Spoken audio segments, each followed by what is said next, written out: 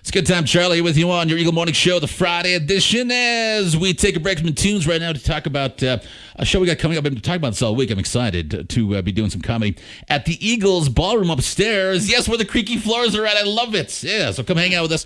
It's only a $5 cover charge. I do believe it's 8 o'clock p.m. on Saturday at the Eagles. So if you're tired of the relatives, come on down, check us out. Brian Coons, see, you're the one who puts on the Getting Weird comedy shows there, the open mics downstairs that we do, and for whatever reason, it's been really going great, you know? Yeah, heck yeah. All the comedians seem to kick. But look at you, all afraid of the microphone all of a sudden. You're one of the most open-minded vocal cats on the mic, and all of a sudden you're quiet. Yeah. But we have a special show this time because we actually have a national headliner coming to hang out with us at the Eagles. Yeah. And here he is, Brett Hiker. How you doing, Brett? I'm doing good. Superstar comedian Brett Hiker. Yes, the exactly. Post. Sorry, man. Yeah. Was that what it was? Okay. I've been getting so much hell for that from my family all week. Yeah. Is that why you're wearing the Evil Knievel outfit in the studio? Oh, yeah, absolutely. Yeah. Play the part. So you're originally, though, from Colorado. You live right now in New York, but you're from Colorado. Yeah. I live in New York City, but yeah, I cut my teeth in comedy in Denver. Oh, the Comedy Works, I'm assuming, right? Yeah. Both of the places, or? I didn't get booked at the South Club very often because it's they really focus on family shows. So. Yeah, well, my favorite part is you have dark humor, and but it's funny, you know. Yeah. I don't think of myself as having dark humor, but people keep telling me that. So maybe it's just by contrast. Just you look like a normal cat, like a very hippy dippy sort of art teacher. You know what I'm saying, with the beard and everything. So how does a guy go transition from Colorado to where you are you in Brooklyn right now? Yeah, you transition very carefully. Oh wow! Yeah. You got any good mugging stories? I know that's a No, honest to God, I only know in all of New York. I know one person who's ever got mugged. Really? Yeah. Huh. Yeah.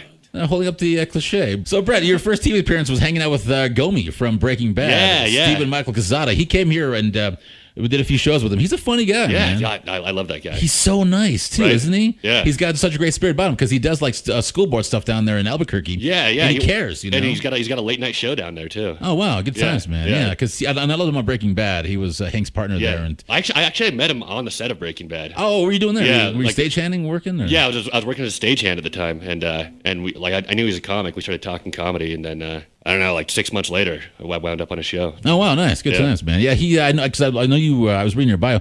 You worked on different movie sets as a stagehand? Yeah, but when I was first getting into comedy, my day job was a grip, which is just the lighting guy for movies and TV and whatnot. So did Christian Bale yell at you? I was on Terminator. I was on Terminator Salvation. No kidding. No, he was yelling at my boss. You really? Yeah. Oh, okay, I was making a joke. I didn't know you were actually there. Yeah, that's... Was he really? Is it really? Because there's the horror stories about him that people that never want to work with him. I liked him actually. Oh, really? Yeah, I've worked with far worse, but like who? Like who, Brett? Please do tell, sir. Oh man. His bosom will never hear it. He's gonna do it. He's gonna do it. Does Steven Seagal listen to the station or not? Because I have a lot of bad things to say about Steven Seagal. No, he does not. I was actually when I was a film student here. I was on one of his sets. We were just watching. I think it was The Patriot. They were filming one of our buildings, the medical building on campus, and we were all telling the horror stories. But as soon as he walked by, we all kind of hushed. Oh, you dude, know? he's huge. He's a big guy. Everyone in Hollywood is like 5'3", right? Except for Steven Seagal. Yeah, and he's a big cat. He's got even bigger. You know? Yeah, no. Like when I met him, he was easily 300 pounds. Wow. Yeah. Crazy times, man. And he stands at like 6'5". Yeah. So speaking of comedy, what's your favorite hell gig? That was the worst show you ever did? Oh man. There's a mic in Denver called the Squire Lounge, which is still going, but it's like a mic night. You mean? It's an open mic night, but it's known as the meanest mic in America. Oh, really? Yeah, and I want the challenge. Yeah, I want the. It's the kind of place that like sells $1.50 PBRs, so it's a bunch of hipsters, but then there's also a bunch of bums outside collecting change, so they can come in and get PBRs. And it starts at midnight, and it's just like it's the kind of like why they never wrapped the stage in chicken wire so like people be protected from bottles like blew the my Blues mind. Brothers. Yeah, I saw so many pint glasses get whipped at the stage. Oh man. Yeah. So hell gigs. On the flip side, what's the weirdest venue you ever performed in? Oh, I did a show in a juvenile correctional facility. Really? Yeah, in Albuquerque. What? Yeah. Was that Quezada's doing there? No, it was there's a comic down there who's like a social worker. Oh, okay. And he thought that's his day job, and he thought it'd be like a good idea. He's like, I work with a lot of kids. kids who'd really enjoy like a good laugh.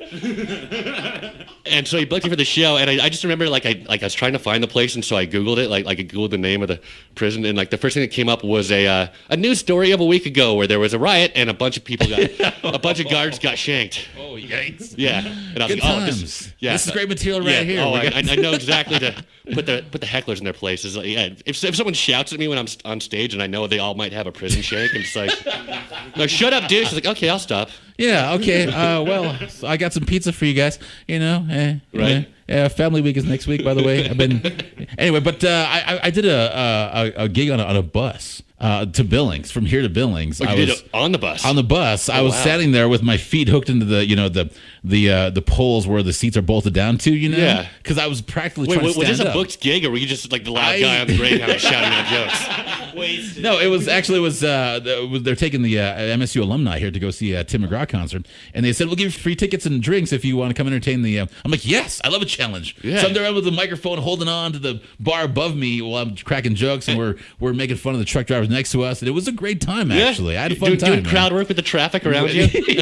It was a new experience. Like I've never done a bus before, man. So aside from those juvenile hecklers, what other kind of hecklers that have you had? Like, because I know you've been to other countries, right? Oh yeah, I've done comedy, and I did comedy in Europe. Yeah, and Canada. I had a gig in Canada, and for Labor Day, I was in Toronto. Were they the ones that punch you in the face with? Because I'm looking at you right now. There's a scar on your lip. Yeah, from but, brass knuckles, right? Usually, I tell the story. I was like, "Do you see the scar?" And everyone's like, "No, I don't see it at all." But as soon as I walked in here, like, "Oh, look at that scar on your face. Is that a brass knuckle scar?" I've been in a few fights. Growing up in Montana and Alaska, Yeah. That's how it goes down around here. But what does it say in my bio about the scar? I just said you got hit in the face with brass knuckles or something in some other country. Was it Canada? No, it was in Barcelona. The Spaniards did that. Yeah. Really? It wasn't Spaniards. It was Moroccans. Oh, okay. I don't know what that means, but hey, you're rocking. I'm from Alaska, man. Oh, okay. You guys are exotic to me. You know what I'm saying? Yeah.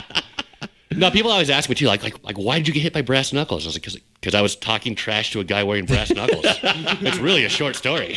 It didn't matter. I was holding a microphone. You know what I'm saying? No, I wasn't on stage. I was in the subway, and. Sorry. I thought it was a heckler. No, this wasn't a. I thought it was like there's a hell gig for it. I want to go try that one out. The brass knuckle gig, yeah.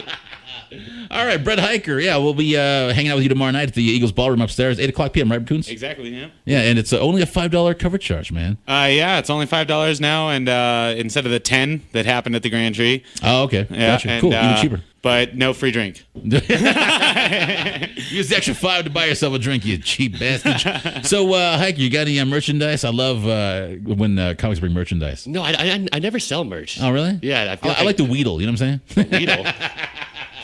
Basically, get free merch from comics. Yeah.